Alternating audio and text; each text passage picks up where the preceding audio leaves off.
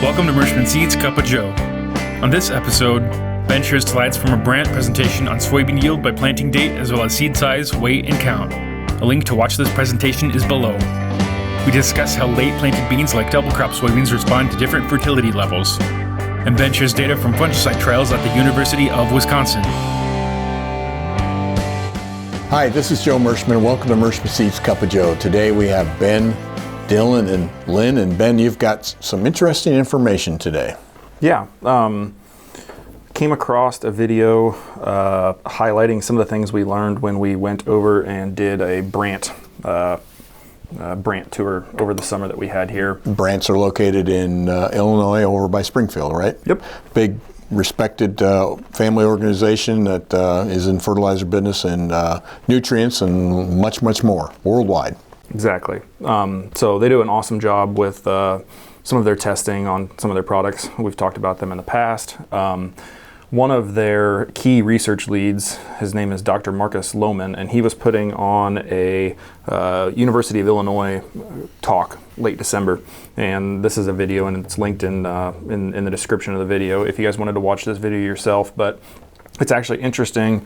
What he was talking about is soybean yield by planting date, and he was looking at different correlations when it comes to fertilizer, high P and K ground, and if there's a tight correlation between high fertility and planting date. And what they came up with was there actually isn't a ton of correlation between your P and K rates and when you are planting soybeans early.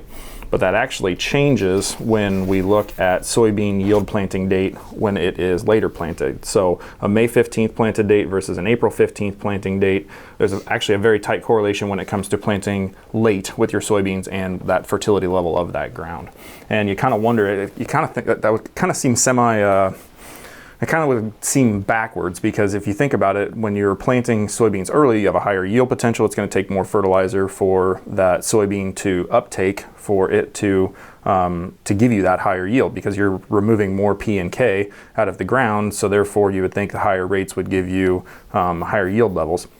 And what they actually came up with and in their testing was that by planting the soybeans earlier, the uptake curves, which I can throw up here, the uptake curves change, because when you plant later, the soybeans come out of the ground quicker. They have a shorter flowering window. We've talked about it many, many times, but this graph here indicates, an early planted soybean versus a late planted soybean versus a mid planted soybeans, and it's got a cycle duration times daily nutrient requirement. So the 175 days in the green graph would represent your early planted soybeans, and the 125 day growing season would represent the black lines. And what it shows is that you have a steeper uptake curve for P and K and all your other nutrients when you have a shorter planting window. So it's the speed the plant needs the nutrients, right? In other words, correct. Growing slow, doesn't need it as fast. But I watched the video. It's like 20 minutes long. It's definitely worth watching. But they talk about the nodes. When you plant early, you get more nodes, and we knew that. I mean, everybody's been talking about that for the last few years. But this nutrient demand, or when the plant needs the nutrient, was pretty fascinating to me, because basically it says if you're planting early, the plant can find the nutrients. It's got more time to find it, but when you plant later, it doesn't have as much time, so you need more nutrients for the plant to find quickly.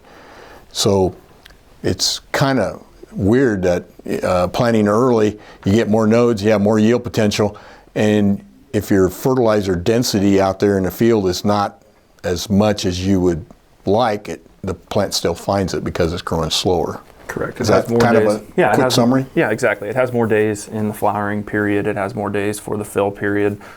Basically, the demand is exactly what you said. The demand isn't as steep during that shorter flowering and fill periods. So why this is important to everybody is because, so if you plant early, number one, you're going to get more yield potential because of more nodes, and number two, you probably don't need quite as much fertilizer to get by. Right. In other words, you still need the fertilizer, but the demand isn't as quick, so therefore you can kind of say you don't need as much density of the phosphate and potash and whatnot. So another reason, I know everybody's looking at their cash flows and costs and stuff. So this would be another thing to help you lower your cost in some ways, because you don't need quite as much of the density of fertilizer as long as you got levels at a reasonable level. Right, and then the practicality of it is, if you have new farms that you've picked up that have been mined over the years, those would be the fields that I would be aiming at getting planted first.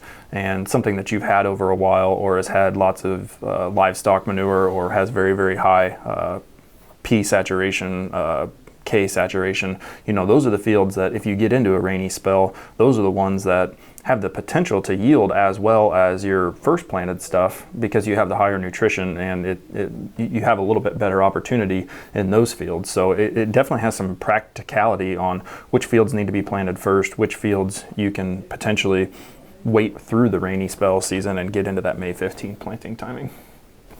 So that was very interesting. Also in that video, kind of semi-related but not related at the same time, one of the things that he showed, and it's not something that you can change on your farm, but both in the early planted soybeans and the late planted soybeans, organic matter played a big role in a positive correlation.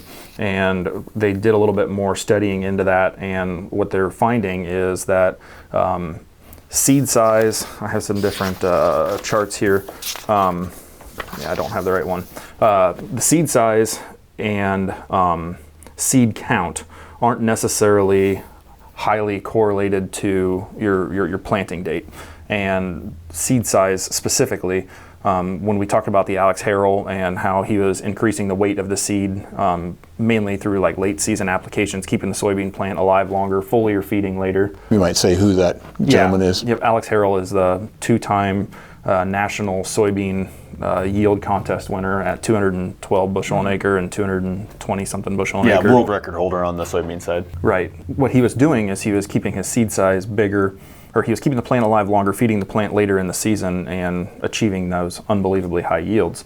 And one of the ways that that's happening is the amount of nitrogen that plant needs to take up to finish the fill. And organic matter has a lot to do with the amount of nitrogen that you're supplying from the soil in order to overcome the lack of nitrogen that is coming from the nodules, because the nodules have a tendency to fall off post R5 heavy fill time. You're not getting as much nitrogen from there, so you're having to start robbing it from the soil. And organic matter has a very tight correlation to your seed weight. And that's why even in a dry year you can still raise relatively high yields in soybeans, is because the nitrogen isn't leaching out of the root zone. Correct. From the residual nitrogen from the organic matter that's being released. So in a year like we had last year, some areas still had some really good soybean yields, and it's because the nitrogen that was left over and breaking down from the organic matter is what carried those high yields, even though we didn't have as much moisture. So all of that stuff is something you need to understand, so that we're trying to maximize yield and minimize our costs, and to get through our current pricing level. I saw an interesting one related to that on the Ag PhD Soybean Clinic.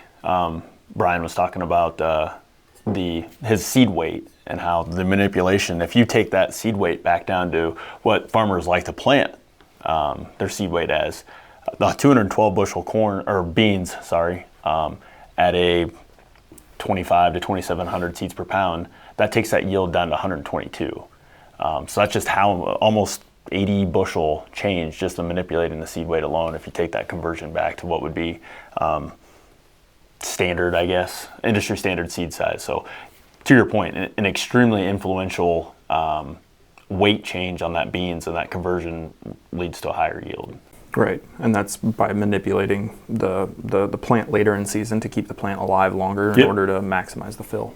And another one on that one that correlates to that too, we tend to think, or guys tend to think about beans as a scavenger crop, but really when we think a later planted soybean, we're already starting at a detriment to the overall root size of that plant. So that's why another positive correlation I would assume into that situation is we're increasing the density artificially, I guess you'd say, by adding that to it. So that makes perfect sense on two things that happen if this video and then the Ag PhD soybean, if folks want to look at two of those.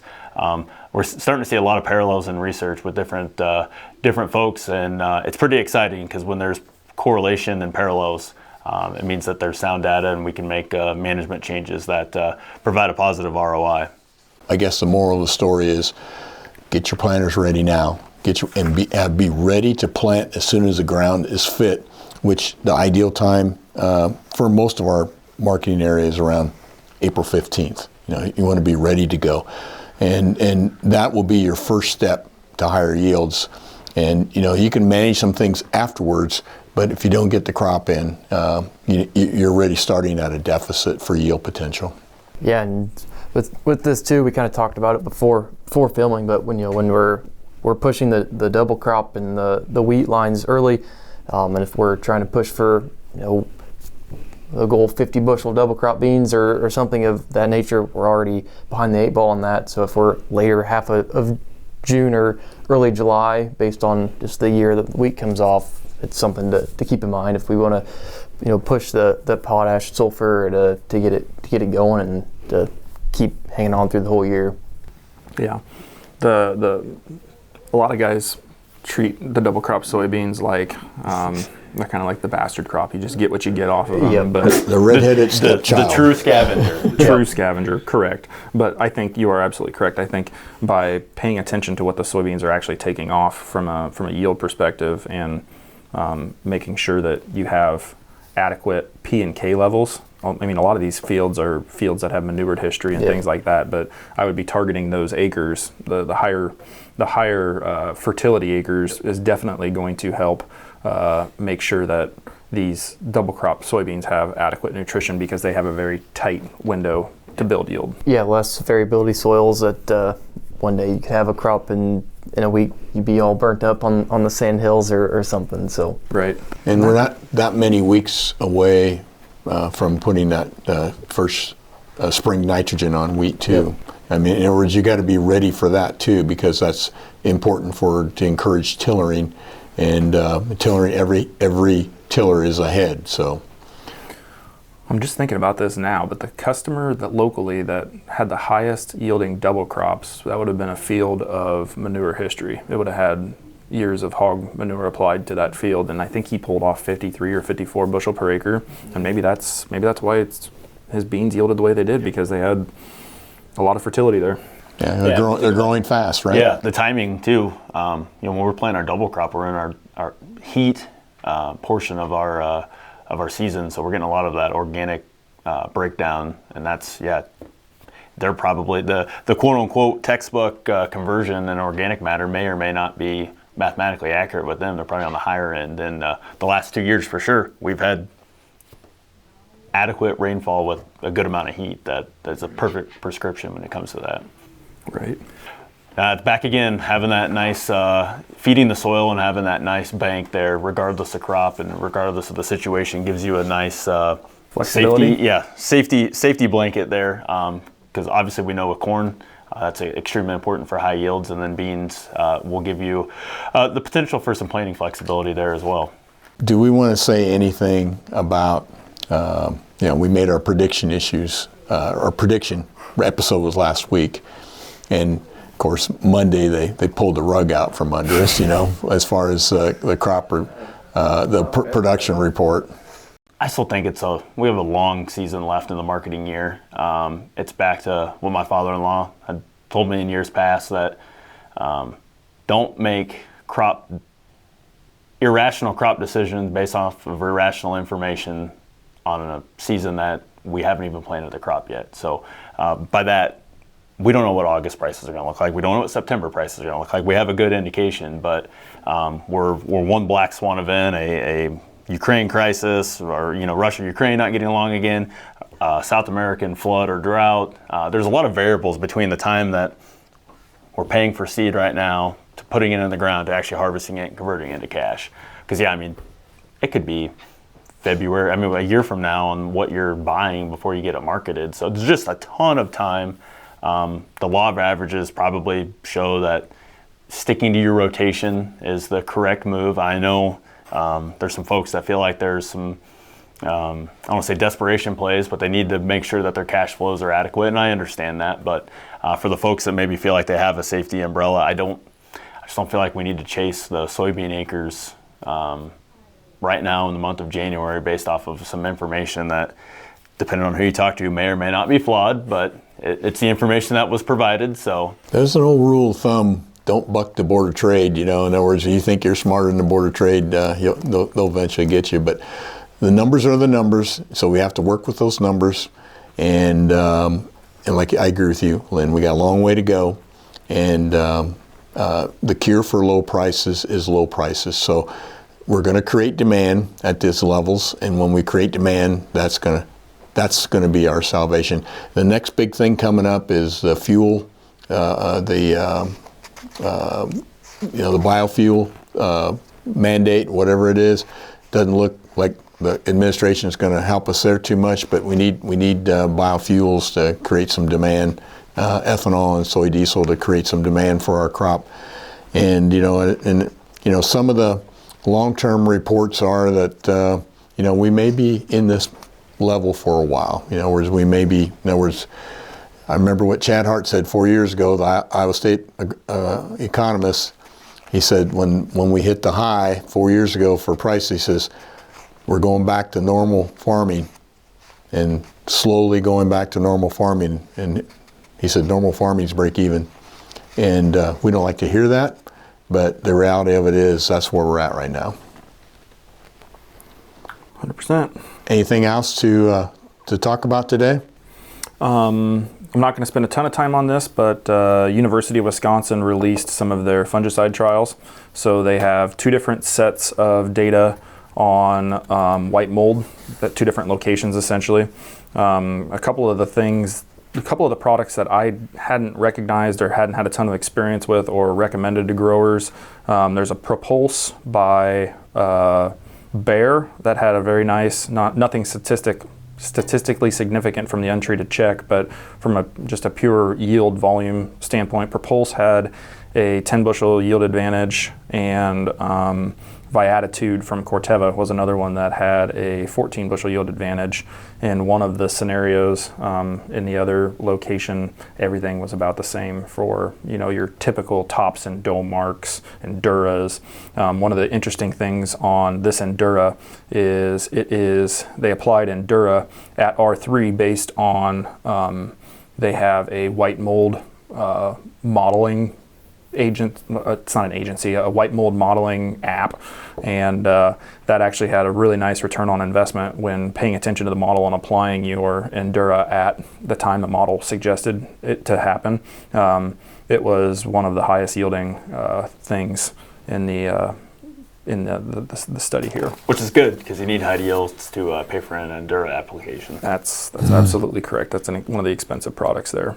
The other thing that I wanted to highlight, they had a fungicide trial on winter wheat, and the product that we suggest growers to use is this Miravis Ace at 13.7 fluid ounces. It was the highest yielding product in non-treated check. They picked up a little more than 5 bushel an acre from that application. So that's backing what we would typically suggest to growers. And then they have a just evaluation of foliar fungicide treatments on just for all the diseases on soybeans. And you can check that one out for different fungicides that are out there, because there's definitely a lot of options. But I always pay attention to the white mold stuff, because that's a hard one to combat, and there's 7 or 8 different ways that you should be going about white mold if it's your most limiting factor. So I pay attention to those, and the fungicide on the wheat too, just to make sure we're making the correct recommendation to growers. Protect that yield. Yep. Yeah, fungicide's best used when it's used as a preventative, not a curative. So you can't necessarily scout fungicide application. You kind of have to trust the process, I guess, and the law of averages. So that's the fun part on a lot of our conversations on, does fungicide pay? And not to be political, but it depends. But right. The nice part with our fungicides are they're extremely efficacious if they're on the front side. The curative properties are maybe not quite as good, but if you just do the application and run the race, there's a lot of university studies, regardless of crops, that the break even, the worst case scenario a lot of times is break even or a slight ROI increase. Yeah, so, as you're putting your crop plans together and your economics, you just put that in your budget, to plan for it. And then, you can make adjustments as you go, so. The hardest part about fungicide is the timing, because Correct. I believe that fungicide pays probably 19 out of 20 years, but it's when you get that timing correct. If you have it on early enough versus late enough to make sure that you get your residual period for when the disease is the heaviest. And that model for the white mold gives me some hope that someday we will have technology that in the modeling process that will help us make those decisions on how late can I wait versus we need to get on it right away. Yeah, this year on corn, that would have been phenomenal, because you start seeing tar spot sneak in, maybe some northern sneak in, and you want to be somewhat aggressive on the application. But yeah, if the modeling would show you when that potential latency period, because that's the one thing on fungicide we do get a little bit of conversation on, is that guys are like, well, I sprayed fungicide, why do I still have tar spot? Well, you sprayed it when you saw the first pustule. You're already 21 days behind the 8 ball. Like, that's still going to potentially progress. You stop that curve, but the curve still happened, and that's going to be fantastic, because if we can maximize that application, I think the ROI and the bushels that we'll see there will be incredible. Right. Which would be terrible for prices, but Demand will be there eventually. Anyhow, anything else? Well, I really appreciate folks sending me jokes. It makes my, I have to take all the blame. I can spread it around a little bit, So anyhow, I got a couple folks that helped me this week. Joe Sinclair from Quality Ag Service of Iowa, up there at Albee, Iowa. He felt sorry for me, so he sent me a few jokes. And my son Jeff, he felt sorry for me. He sent me a few jokes. So here we go. Now, I don't know if you know this about Dylan, but he's not a fish eater. I mean, he's totally a farmer, ag man, beef and pork, and chicken, but no fish. So I got a couple fish jokes, Dylan. Not picking on you, but I just want to warn you in advance, okay? What's the most expensive fish in the world? The most expensive fish in the world? The goldfish. The goldfish. What is the staple of a healthy fish's diet? What is the staple of a healthy fish's diet? Plenty of vitamin C, okay? Now, speaking of eating, everybody loves a buffet. I mean, not too many people don't like a buffet, and I don't know about you, but when I go to a buffet, especially at one all-you-can-eat restaurant, I always get the same thing. You know what that is? Fat. That's what I get. And here's a couple more, okay? This is from Joe Sinclair, okay? How did the corn win the canoe race? How did the corn win the canoe race? It knew how to row. It knew how to row, okay? How do you know when corn has graduated? How do you know when corn has graduated? By their tassels. I knew you were ahead of me on that one, Dylan. Anyhow, thanks for watching today. We sincerely appreciate your business. We hope your family is healthy and safe. We'll see you next week.